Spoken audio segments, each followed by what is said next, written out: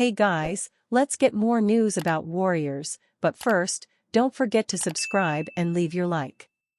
Warriors trade pitch flips Moody, Payton 2 for two-time All-NBA defender. The increase in age across the Golden State Warriors backcourt has led to a dip in defensive prowess, which the team may be able to address via the trade market this summer.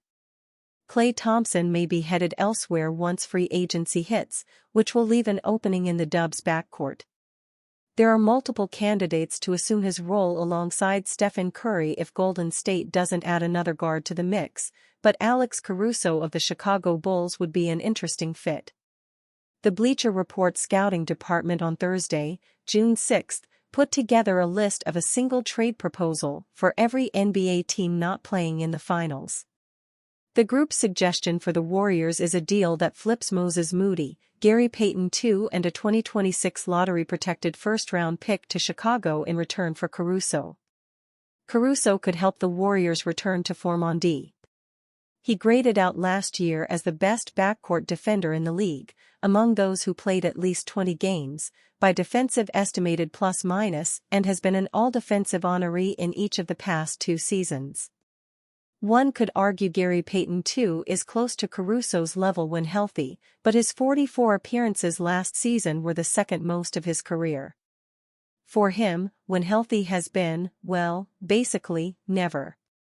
Golden State's dynastic run between 2014 to 22, which includes 6 trips to the NBA Finals and 4 titles, was as much about defense as it was about three-point shooting. BR noted in its trade pitch that the Dubs were a top 9 team in defensive efficiency in 7 of 8 of those seasons.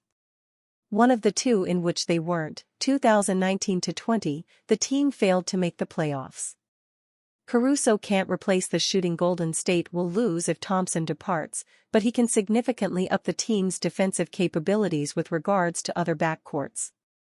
Caruso finished 5th in the NBA in all-defensive voting shares 2 years ago and was 6th in the same category last year, per Basketball Reference.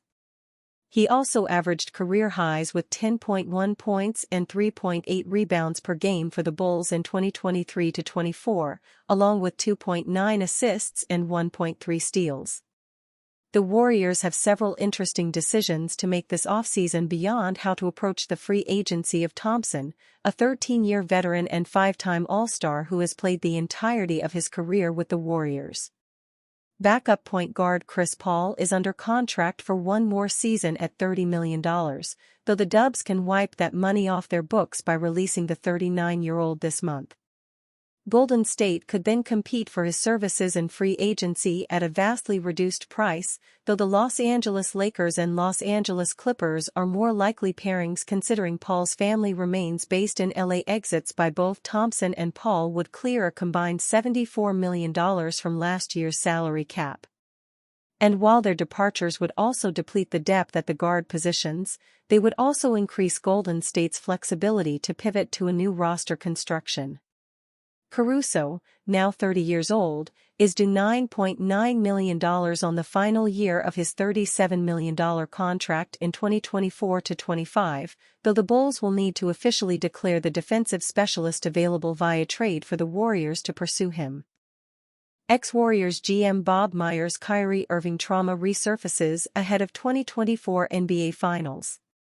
The entirety of the 2024 NBA playoffs has been a revenge tour of sorts for Dallas Mavericks star Kyrie Irving. After a few years filled with off-court tumult, Irving has reminded the world of what he's capable of when he's at his best. Irving can be one of the most frightening players to deal with when he has his game going, and prior to Game 1 of the 2024 NBA Finals, former Golden State Warriors general manager Bob Myers couldn't help but be reminded of Irving's past postseason exploits. Now with the ESPN booth, the ex-Warriors GM said, point blank, that the Irving's legacy is secure even if the Mavericks come up short in the finals against the Boston Celtics. After all, Irving, back in 2016 with the Cleveland Cavaliers, hit one of the greatest shots in NBA history. Myers, however, hilariously played coy 8 years after Irving cemented the greatest series comeback in NBA history against a Warriors team that won 73 games. Some people say he hit one of the biggest shots in NBA Finals history. I don't know what they were talking about. I don't know when that happened or who that was against, Myers said, via ClutchPoint's Twitter, X. He was part of a great comeback. They earned that championship in 16. He was dominant. Indeed, no one will ever discount the impact of Kyrie Irving's pull-up three right over the outstretched arms of Stephen Curry in Game 7 of the 2016 NBA Finals. The Cavs and Warriors were locked in a dogfight, as is usually the case in do-or-die games, especially with a championship on the line, but their Irving was, calm in the face of pressure, draining a difficult shot to break an 89-89 deadlock for good. The Mavericks may have suffered a 107-89 defeat in Game 1 of the 2024 NBA Finals. But Irving has been in this position before, so there is no reason for fans to fret. Kyrie Irving's Game 7 shot may be one of the greatest everlasting memories, along with LeBron James' epic chase-down block, from the Cavs' rousing 3-1 comeback against the Warriors in 2016, and rightfully so. It's not too often that anyone hits a go-ahead shot in the dying minutes of a win-or-go-home contest, let alone in the NBA Finals. Warriors pitch would move Moses Moody for another young player and draft pick. The Golden State Warriors will look to improve this offseason after failing to make it out of the play-in tournament this year. Searching for any chance to improve, Dan Favale of Bleacher Report proposed a deal that would see the Warriors send Moses Moody to the Toronto Raptors for Ochai Agbaji and the number 31 pick. Moody's status within the Warriors' rotation has existed in a perpetual state of flux, Favale wrote on June 6. That could change leading into next year if they move on from Klay Thompson or Andrew Wiggins. His playing time limbo could also just as easily persist. Moving him in advance of his next deal is the smart play if Golden State doesn't view him as a contributor on a reimagined contender or as part of its long-term plan. And it just so happens the Raptors could use a plug-and-play wing who holds his own defensively and doesn't monopolize possessions or shrink the floor on offense. Moody played the most minutes in his career last season, averaging 17.5 minutes per game in his 66 appearances. While he saw an increased role later in the season, he was often blocked behind some of the veteran talent on the roster.